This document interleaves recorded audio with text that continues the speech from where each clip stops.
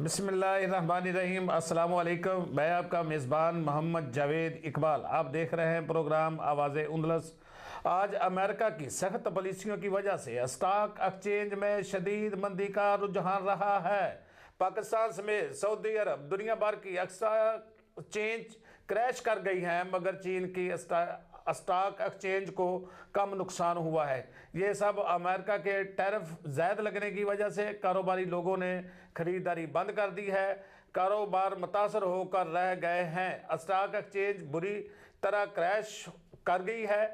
आज हमारे साथ स्टूडियो में मौजूद हैं सफदर हुसैन संधू साहब, एडवोकेट, हाई कोर्ट लाहौर, मरूफ तजियनगार उंदलस न्यूज़, जिनसे आज हम मुख्तलिफ सवालात के जवाब जानने की कोशिश करेंगे। हुसैन संधू साहब, हमें बताएं, पाकिस्तान समेत दुनिया भर की स्टॉक एक्सचेंज आज क्रैश हो गई है, इसकी क्या बड़ी वजह हो सकती है? कारोबार बंद हो गए हैं, लोगों ने पैसा अपना निकाल लिया है, रोक दिया वहाँ पर, ये क्या वजह हो सकती है? बिस्मिल्लाहिर्रहमानिर्रहीम। लैसल इंसान इल्ला मासा। मैंने कल भी अर्ज़ किया था कि जो ट्रंप की पॉलिसियों की वजह से एक्सचेंज जो है, दुनिया की मार्केट जो है, मुआशी सूरत आ रही है, इंतहाई अबतरी का शिकार होगी। और हमारे पाकिस्तान के हुक्मरान मसला और जो तारड़ साहब है वज़ीर इत्तलात, और हमारे शहबाज शरीफ वज़ीर आज़म, वो कल बड़े ज़ोर शोर से तकरीरें कर रहे थे मुख्तलिफ़ जगहों पर कि पाकिस्तान ने उड़ान भर ली है, पाकिस्तान तरक्की कर रहा है। तो आज पाकिस्तान की जो स्टॉक एक्सचेंज है वो चीन से भी नीचे चली गई है, और पूरी दुनिया की स्टॉक एक्सचेंजें जो है मुआशी सूरत हाल की वजह से सब अबतरी का शिकार है, मंदी का शिकार है। कारोबार की तबाही तकरीबन हो गई है। पिछले 2 दिनों में सिर्फ जिस टैरिफ की वजह से 6000 ट्रिलियन डॉलर का नुकसान हो चुका है। इनको ये आज तक समझ नहीं आ सकी कि जो आज दुनिया ग्लोबल दुनिया है, और हम इस दुनिया में अकेले नहीं रह सकते। आज जो दुनिया खित्ते की सूरत हाल है उसका हम पर भी असर होगा। ये कैसे कारोबार अपना उड़ान कैसी उड़ान में चलना चाहते हैं। और आज आप अब देख लो, दूसरे ही दिन आज आ गया कि पाकिस्तान का स्टॉक एक्सचेंज भी जो है पाकिस्तान की, वो भी मंदी का शिकार है, और अरबों रुपए का जो है कारोबार नीचे जा रहा है। इसलिए ये इनको अपनी अंदर की दाखिली सूरत हाल भी ठीक करनी चाहिए, और आवाम को ही अपना जो है अपना समझना चाहिए, और आवाम पर रहम करना चाहिए। जब तक ये कारोबार जो दुनिया की गंदम है, ज़राअत है, इसी तरह इंडस्ट्री नहीं चल रही है, तो ये कैसे माशरे को कौन सी उड़ान पर बिठाना चाहते हैं? पहले ही लोग जो है इनकी उड़ान की वजह से पहले से नीचे गुर्बत वाली वो उड़ान भर रहे हैं।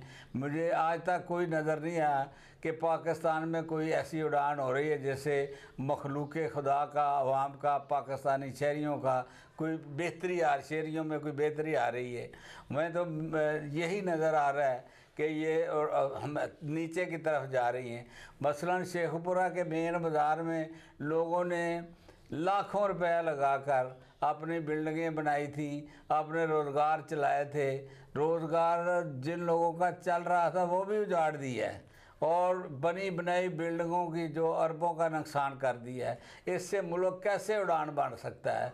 मुल्क में उड़ान ऊंची बढ़ने के लिए हमें अपनी ज़राअत को मजबूत करना पड़ेगा। ऊंची उड़ान बढ़ने के लिए हमारी सनत को मजबूत करना पड़ेगा। ऊंची उड़ान बढ़ने के लिए ये जागीरदारी निज़ाम है, इसको कट लगानी पड़ेगी, और ताकि आवाम के अंदर ये पैदा हो गई है हमारा मुल्क है, हमने इसकी तरक्की करनी है। आपने देख लिया कि दुनिया में जिन ममालिक ने तरक्की की है वहाँ पर जो फरसूदा निज़ाम थे, रस्म व रवाज थे, उनको ख़त्म किया उन्होंने, और आगे की तरफ उन्होंने सोचा है, तो फिर वो तरक्की के उन्होंने जीने तय किए हैं। लेकिन यहाँ पर अपनी अनाओं, अपनी ज़िदों को लेकर हम आज भी इन ज़िदों का शिकार हैं, और कोई कारोबार जो है वो पाकिस्तान में तरक्की नहीं कर रहा। अच्छा सर साहब, ये आज दुनिया भर की जो स्टॉक मार्केट है वो बुरी तरह क्रैश हो गई है, जिसमें लोगों का कहना है कि जो तेल है उसकी जो कीमत है वो बहुत कम हो गई है। उसके अलावा जो है टैरिफ जो है वो बहुत ज़्यादा लगा दिए हैं। तो यहाँ पर ट्रंप साहब कहते हैं कि हम जानबूझकर स्टॉक मार्केट में उतराव चढ़ाव पैदा नहीं किया। जो हमसे पहले की थी इंतज़ामिया, वो अहमक लोग थे। उन्होंने जो दुनिया के साथ जो लेन देन था उसका अच्छा तरीके से तय नहीं किया। इसकी वजह से हमें टैरिफ लगाने पड़े। और टैरिफ मैं इस पीछे आपने लगाए हुए टैरिफ से कभी भी पीछे नहीं हटूंगा। इस पर आप क्या कहते हैं? वो उस जो ट्रंप साहब है उन्होंने जो पहले की इंतज़ामिया थी उनको कसूरवार ठहरा दिया है कि ये कसूरवार वो लोग थे, हम नहीं है। हम जो फैसला कर दिए उस पर डट के रहेंगे। इस पर आप क्या कहते हैं? इस सिलसिले में मेरी ऐसा बरी है कि कैपिटलिस्ट की जो दुनिया है उसका ये वतीरा ही है कि वो अपने जो आते हैं तो वो पिछली जो उनकी गवर्नमेंट होती है दूसरी पार्टी की, और उसका अपोजिशन जो होता है सारा मलबा उस पर डाल देते हैं। यही पाकिस्तान में भी कर रहे हैं, यही दुनिया के और ममालिक में भी हो रहा है जहाँ हमारी मोटी डेमोक्रेसी है। जो ट्रंप ने ये कहा है कि पहले लोग नालायक थे, अब वो उसके अपने अमल से पूरी दुनिया में हिलचल मच गई है।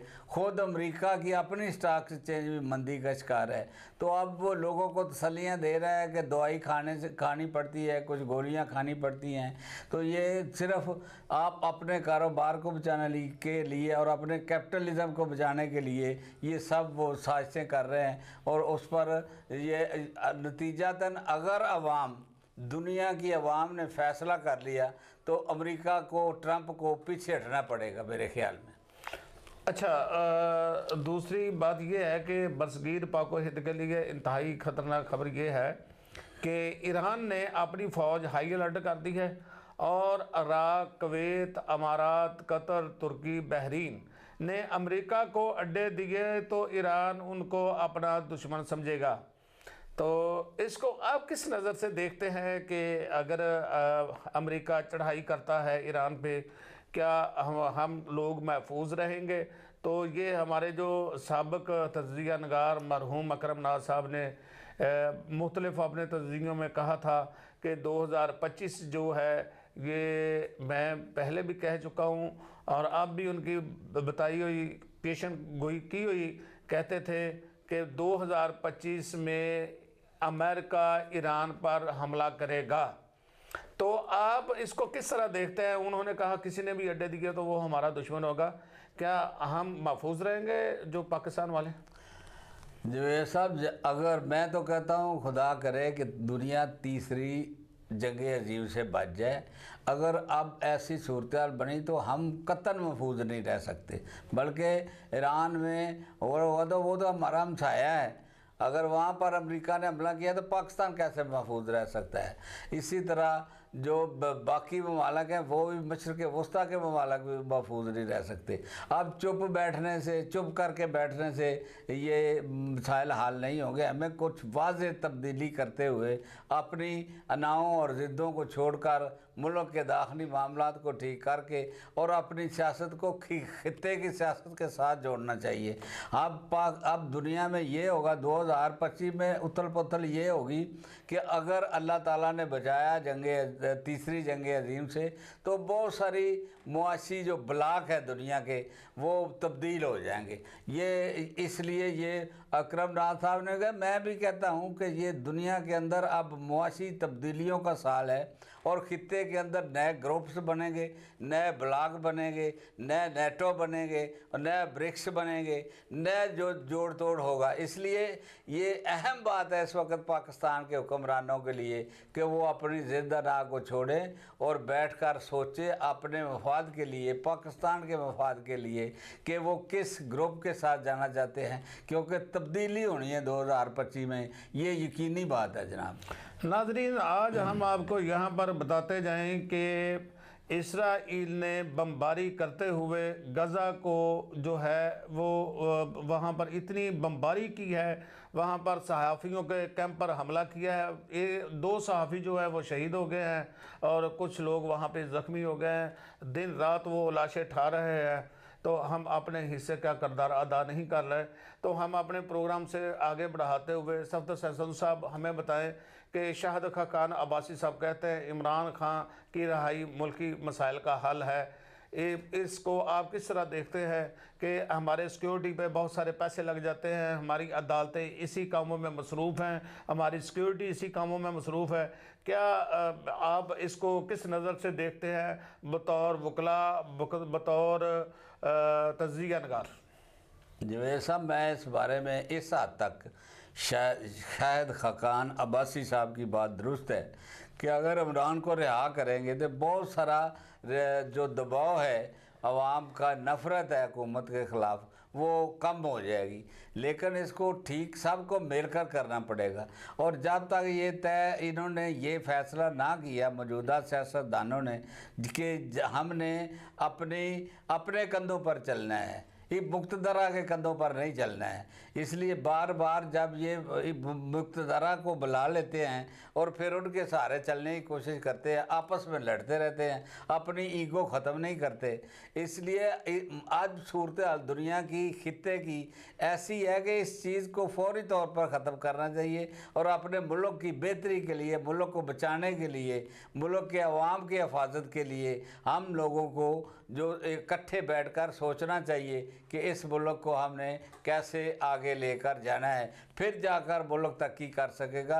इमरान खान की रिहाई भी इसका एक हिस्सा हो सकती है, लेकिन बिलाखिर इन सियासतदानों को बैठकर सोचना पड़ेगा कि अगर ये मुल्क कायम रहा तो हम सब कायम हैं, अगर मुल्क को कुछ हो गया तो सबसे ज़्यादा इन सरमायादारों का ही नुकसान होगा।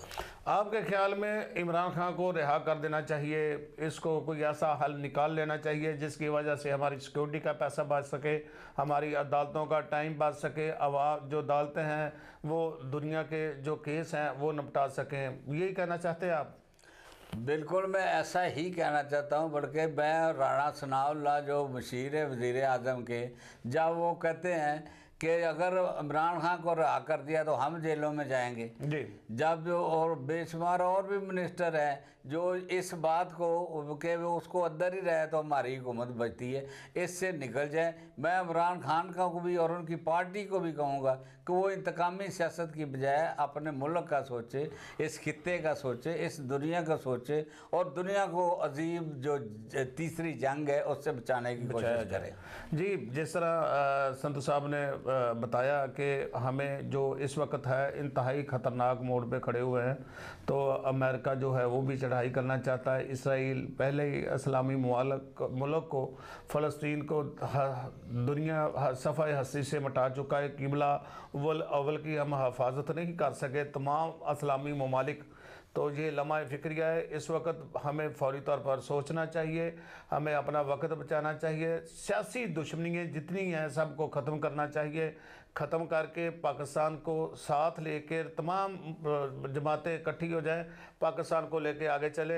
ये गुजारिश है, अपील है इन लोगों से कि इनको फौरी तौर पर इस मामले पर सोचना चाहिए। अच्छा संधू साहब, आपसे अगला सवाल ये है कि नाजायज़ तजावुज़ात के खात्मे से अवाम परेशान हो गए हैं, कारोबार रुक गए हैं, क्या तजावुज़ात कराने वालों के ख़िलाफ़ भी कार्रवाई होनी चाहिए या नहीं होनी चाहिए? मेरा इसमें मौक़िफ़ ही ये है कि जब तक हम ये जो जिनकी वजह से ये नाजायज़ तजावुज़ात बनी थी उनको सज़ाएँ नहीं देंगे, उस वक़्त तक ये मुल्क का नुकसान ही है, तो इसके फ़ायदा कोई नहीं होगा।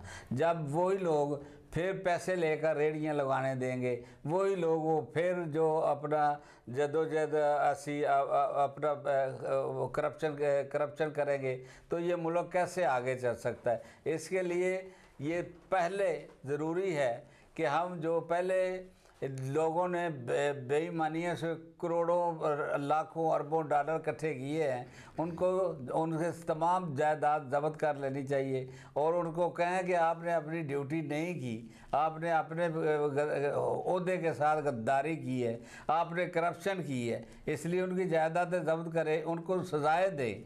फिर जाकर पता चलेगा कि मुल्क आगे की तरफ जा रहा है। इस तरह 5-5 मंजिला बिल्डिंगें गिरा देने से और फिर बनाने से तो हम गुर्बत की दलदल में मज़ीद फंसते जाएंगे। जी, हमारा हुक्मरानों से सवाल ये है कि जो तजावुज़ात का खात्मा हो रहा है, आया कि शेखुपुरा का ही है या इसके अलावा शरकपुर में भी हो रहा है या मरीद के में भी हो रहा है? क्या ये हमारे साथ लोग खड़े हुए हैं कि नहीं हुए? यहाँ पर भी खात्मा होना चाहिए था तजावुज़ात का। हमारे पास जो है एक बत्ती चौक है जहाँ पर हर आदमी आकर वहाँ पे वो अपनी सियासत को चमकाता है, कभी उसको खोल दो, कभी उसको बंद कर दो। उसका फ़ायदा क्या हुआ? जो ठेकेदार है वो पैसे कमा के ले जाता है, दरमियान में पौधे लगा दो, वहाँ से जो हमारे बिजली के पोल लगे हैं इसको दरमियान में कर दो, इसको साइड पे कर दो। इसके अलावा हमारे साथ शेखुपुरा में कुछ नहीं हो रहा है। हमारे शेखुपुरे की यूनिवर्सिटियाँ खा गए, हमारे हॉस्पिटल हम नहीं बना सके, हॉस्पिटलों में हम दवाई नहीं दे सके। ये बहुत बड़ी लम्हा फिक्रिया बात है कि हमारे इस अदवार में शेखुपुरा को क्या मिला, हमारे इन दिनों में हमने कितनी तरक्की की। अगर आज कोई तरक्याती काम हो रहे हैं, किस हल्के में हो रहे हैं, यह सोचने वाली बात है। इसके साथ ही हम अपने मरूफ तजिया नगार सफदर सैन संधू साहब का शुक्रिया अदा करते हैं नाजरीन, जिन्होंने हमें अपना कीमती वक्त दिया। हमारे टीवी चैनल को लाइक करें, फॉलो करें, साथ हमें इजाज़त दें। कमेंट्स में अपनी राय ज़रूर दीजिएगा। शुक्रिया।